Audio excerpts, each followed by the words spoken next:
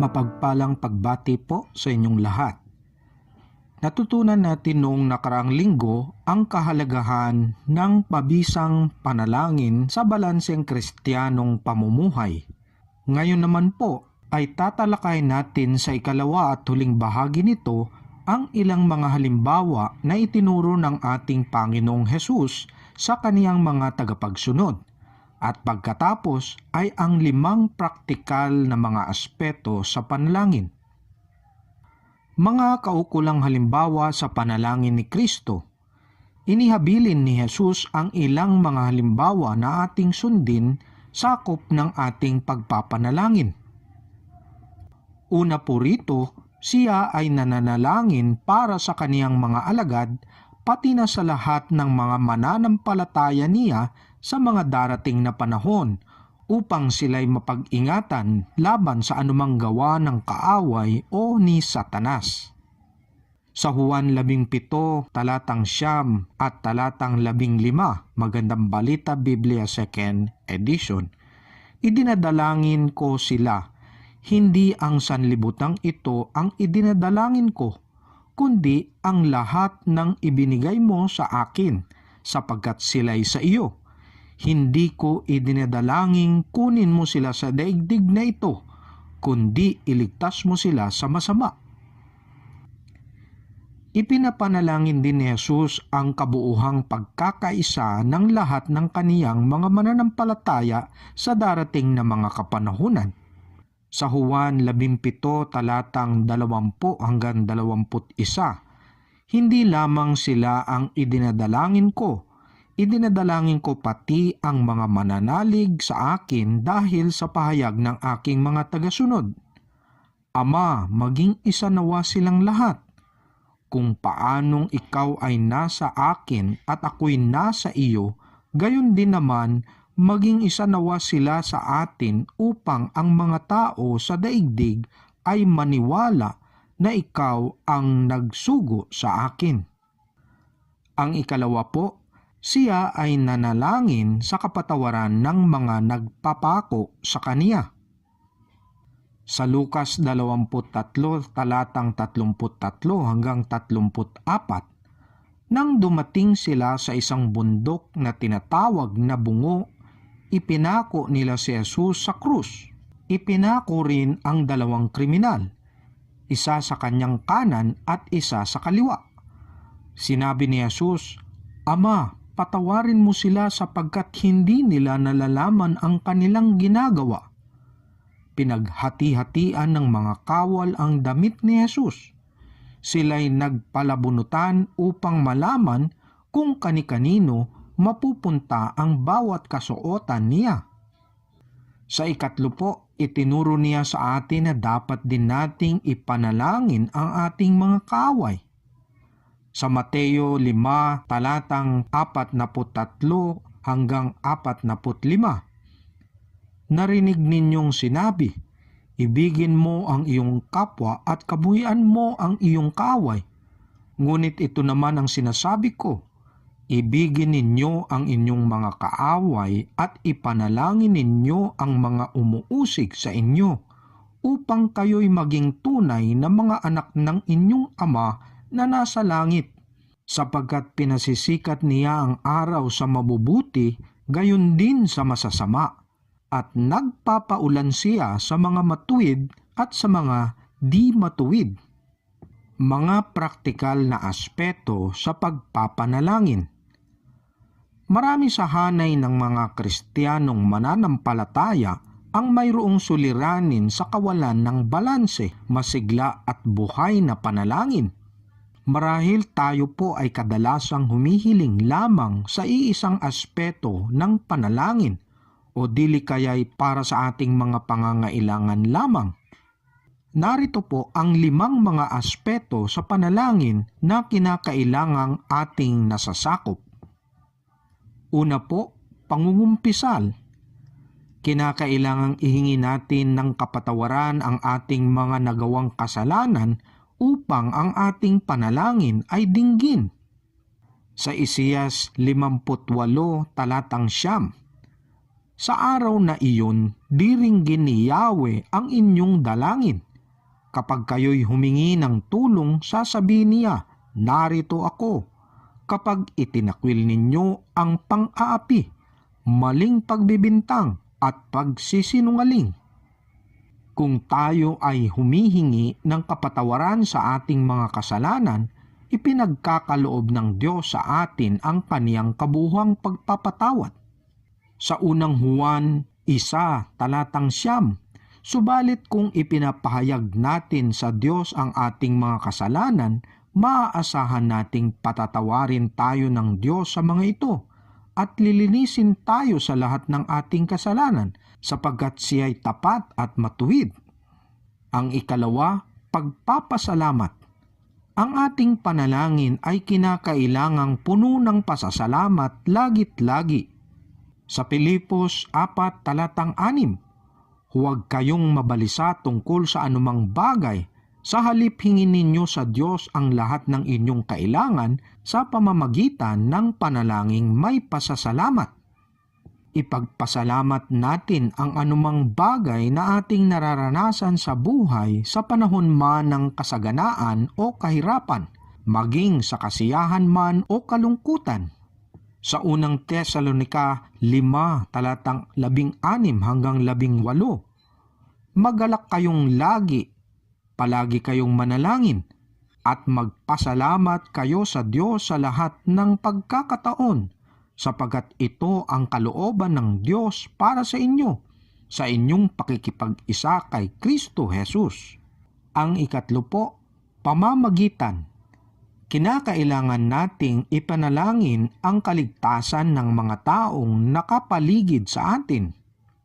Sa Roma 10:1, ang Biblia 2nd edition, mga kapatid, ang nais ng aking puso at ang dalangin ko sa Diyos alang-alang sa kanila ay ang sila ay maligtas. Nararapat nating ipanalangin ang kaligtasan ng sangkatauhan. Sa unang Timoteo 2:1, Magandang Balita Biblia 2nd edition, una sa lahat, ipinapakiusap kong idulog ninyo sa Diyos ang inyong mga kahilingan, panalangin, pagsamo at pasasalamat para sa lahat ng tao. Ang ikaapat, paghiling. Mayroon tayong matututunan sa panalangin ni Jabez bilang isang halimbawa sa paghingi ng ating mga pangangailangan. Sa unang Kronika 4:9-10, si Jabez ay higit na marangal kaysa mga kapatid niya. Jabez ang ipinangalan sa kanya sapagkat sabi ng kanyang ina, masyado akong nahirapan nang ipanganak ko siya. Ngunit nanalangin si Jabez sa Diyos ng Israel at sinabi, pagpalain po ninyo ako, palawakin ninyo ang aking lupain, samahan po ninyo ako at ingatan sa anumang kasawiang makakasakit sa akin, at ipinagkaloob ng Diyos ang kanyang kahilingan. At ang ikalima, pagpupuri. Kinakailangang papurihan natin ang Diyos kung sino siya at sa kaniyang mga dakilang gawa. Sa awit 75:1-5, tayo na't lumapit kay Yahweh na Diyos. Siya ay awitan, ang batong kublihan, atin ngang handugan, masayang awitan. Tayo na't lumapit sa kanyang presensya na may pasasalamat. Siya ay purihin ng mga awiting may tuwa at galak. Sapagkat si Yahweh, siya ay dakila't makapangyarihang Diyos, ang dakilang haring higit pa sa sinuman na dinidiyos. Nasa kanyang palad ang buong daigdig, pati kalaliman, ang lahat ay kanya, maging ang mataas nating kabundukan. Kanya rin ang dagat at pati ang lupa na kanyang nilalang. Ganito din ang nakasaad sa mga awit 103 at 107. Ang limang aspeto ng panalangin ay maihahalin tulad natin sa limang mga daliri. Ang kamay ay mahusay na nakakagawa kapag ang mga limang daliri nito ay nagagamit. Ganoon din naman na ang ating buhay panalangin ay nagiging matatag at mabisa kapag nasasakop nito ang mga 5 aspeto sa panalangin. Paggamit ng talaan sa panalangin. Mainam na tayo ay mayroong talaan ng ating mga ipinapanalangin upang sa ganoon ay maayos nating nasusubaybayan ang mga katugunan ng Diyos sa ating mga kahilingan. Tayo rin ay napapatatag sa ating pananampalataya at napapalakas ang ating kalooban habang pinanghahawakan natin ang mga pangako ng Diyos sa Kaniyang salita. Ang unang dahilan po nito, nais nating matibay na napanghahawakan ang mga pangako ng Diyos sa atin. Sa Juan 15 talatang 7, kung nananatili kayo sa akin at nananatili sa inyo ang aking mga salita, hingin ninyo ang anumang nais ninyo at ibibigay iyon sa inyo. Ang ikalawang kadahilanan po, sinabi ng Diyos na walang mga bagay na sadyang mahirap para sa Kaniya. Sa Jeremias 32 talatang 27, Ako si Yahweh, ang Diyos ng lahat ng tao, walang bagay na mahirap para sa akin. Ang ikatlong kadahilanan po, ipinangako ng Diyos na tutugunin niya ang ating mga pangangailangan. Sa Filipos 4 talatang 11, at buhat sa hindi mauubos na kayamanan ng Diyos, ibibigay niya ang lahat ng inyong kailangan sa pamamagitan ni Kristo Jesus. At ang ikaapat na kadahilanan, kaya ng Diyos na tugunin ang mga bagay higit pa sa ating mga inaasahan. Sa Jeremias 33 talatang 3, kung mananalangin ka sa akin, tutugunin kita at ipahahayag ko sa iyo ang mga bagay na dakila at mahiwaga na hindi mo pa nalalaman. Sa Efeso 3 talatang 20, sa Kanya na makakagawa ng higit pa kaysa maaari nating hilingin at isipin sa pamamagitan ng Kanyang kapangyarihang naghahari sa atin. Ang pagkakaroon natin ng kwadernong talaan upang gamitin sa ating mga ipinapanalangin ay nakabubuting simulain. Narito ang isang halimbawa ng talaan na ating maaaring gamitin. Mga pagsasabuhay. Palagi ang manalangin upang magkaroon ng lakas at patuloy na pakikipagniig sa Diyos. Manalangin sa Diyos sa magagaan at mabibigat na mga pasanin sa buhay. Huwag nang intayin pa ang mga pagkakataong makapagpanalangin. Maging balanse sa pagpapanalangin kalakip ang pangungumpisal, pasasalamat, pamamagitan, kahilingan at pagpupuri. Simulan ang pagkakaroon ng talaan sa panalangin upang mapanghawakan ang mga pangako ng Diyos at itala ang kaniyang mga kaukulang kasagutan sa iyong mga ipinapanalangin. Magkaisa po tayong manalangin. O aming makapangyarihan at dakilang Diyos, mulit-muli po nagpapasalamat kami ng lubusan sa inyong habag at biyaya sa bawat isa sa amin na sa aming kalagitnaan ay patuloy kaming natututo mula sa kaliwanagan at katotohanan ng inyong mga salita. Tunay nga pong napakahalaga ng panalangin sa aming balanseng pamumuhay bilang inyong mga mananampalataya at tagapagsunod. Siya nawa po na katulad ng inyong ipinakita na mga halimbawa sa buhay panalangin at ng inyong mga habilin sa lahat ng inyong mga tagapagsunod, ay siya ring aming maisakatuparan sa aming pang-araw-araw na mga pamumuhay. Maraming salamat po dahil idinalangin ninyo kami upang mapag-ingatan laban sa anumang gawa ng kaaway at mapagtagumpayan namin ang anumang mga makasalanang gawa sa mundong aming ginagalawan. Siya nawa po na katulad din ninyo na ipinatawad ninyo ang mga taong nagpapako sa inyo sa krus, ay ganoon din naman ay pinapatawad namin ang aming mga kaaway sa kanilang mga nagawang pagkakasala laban sa amin.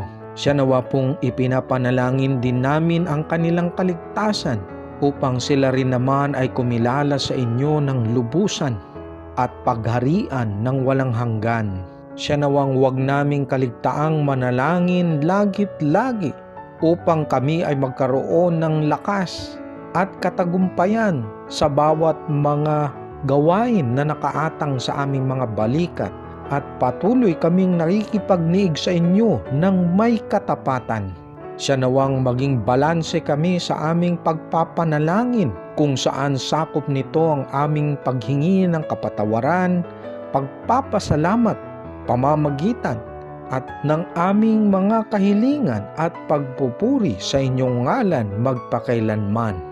Siya nawa pong tunay naming mapanghawakan ang lahat ng inyong mga ipinangako mula sa inyong banal na salita. At siya nawang ito ay aming natatandaan dahil kami ay mayroong mga talaan sa bawat kasagutan o katugunan ng aming mga ipinapanalangin. Maghari ka o Diyos magpakailanman.